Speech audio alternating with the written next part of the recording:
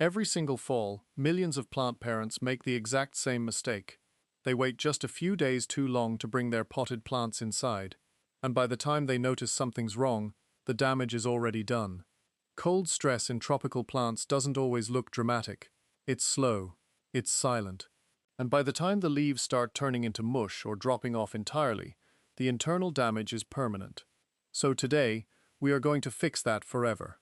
I am giving you the exact temperature thresholds you need to know, gamified by plant group, so you never lose a leaf to autumn weather again.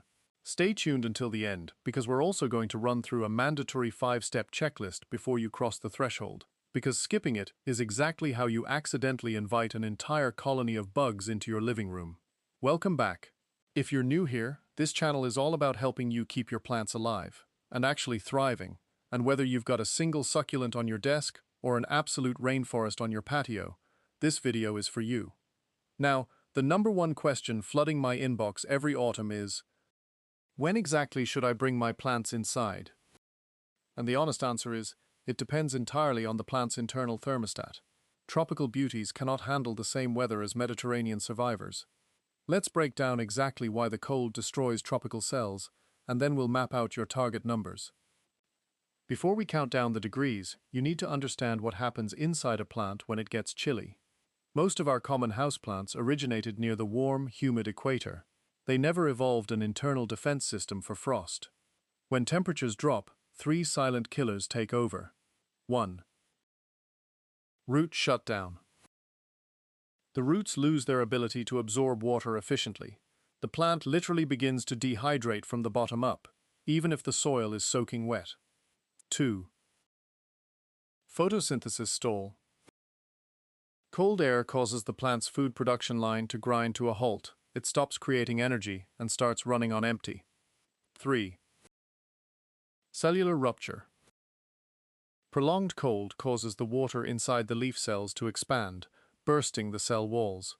This is what creates that classic, mushy, translucent, black-edged look. To stop this from happening, you need to know your plant's specific comfort tier. Let's start with the most fragile group on the block.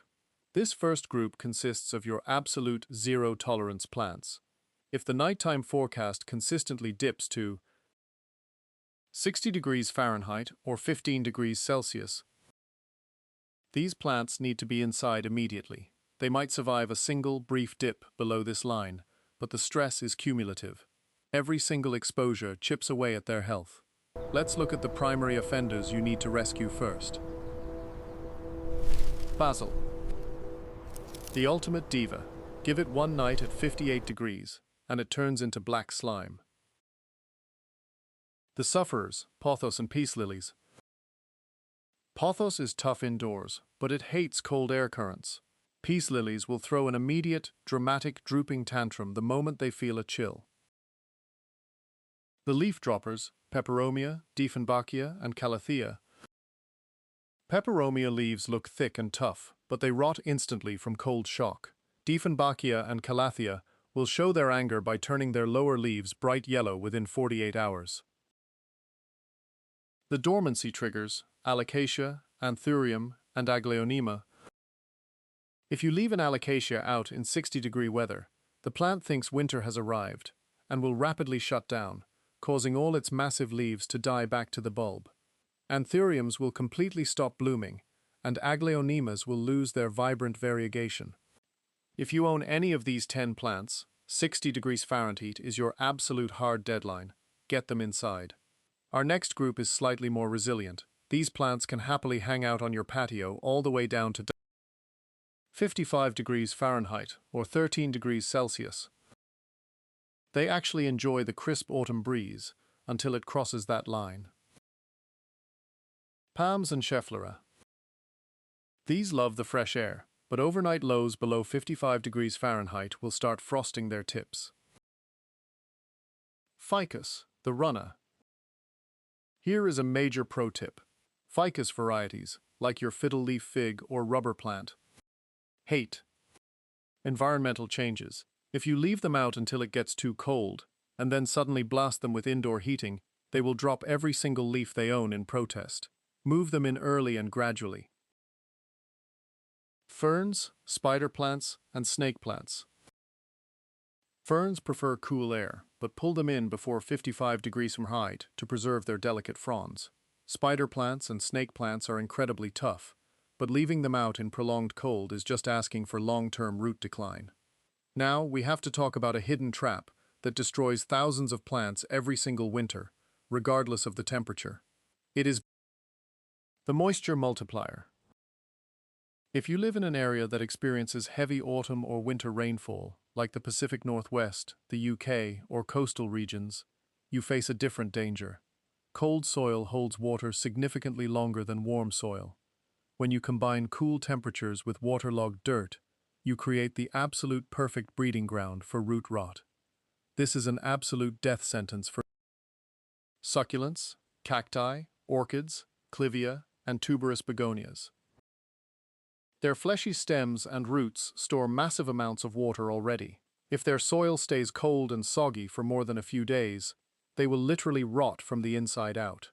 Even if your outdoor temperatures are sitting at a safe 65 degrees, if it's pouring rain consistently, you must act. Move these moisture-sensitive varieties under a covered porch roof, into a cold frame, or bring them indoors immediately. It's not all bad news, though.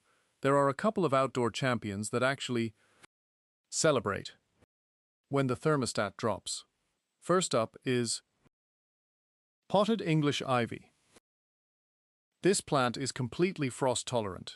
In moderate winter climates, you can leave it out on your porch all year long without a single worry. Even cooler is the florist's cyclamen.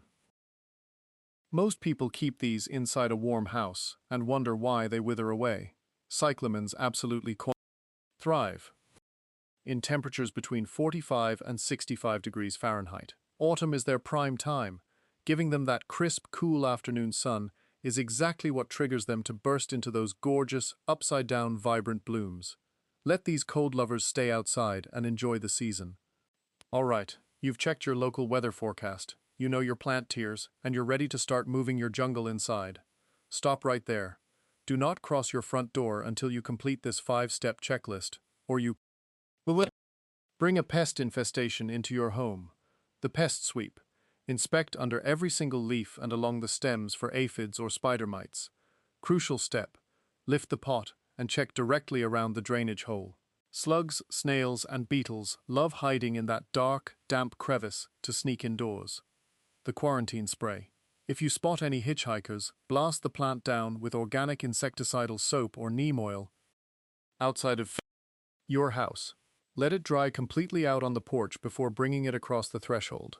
Do not repot. It is incredibly tempting to give your plants a fresh new pot before winter, but fall is the worst time to do it.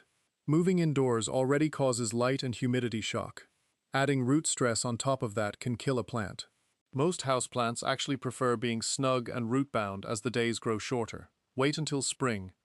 Acclimate gradually. If you can manage it, don't bring a plant straight from intense outdoor sun into a dark living room corner.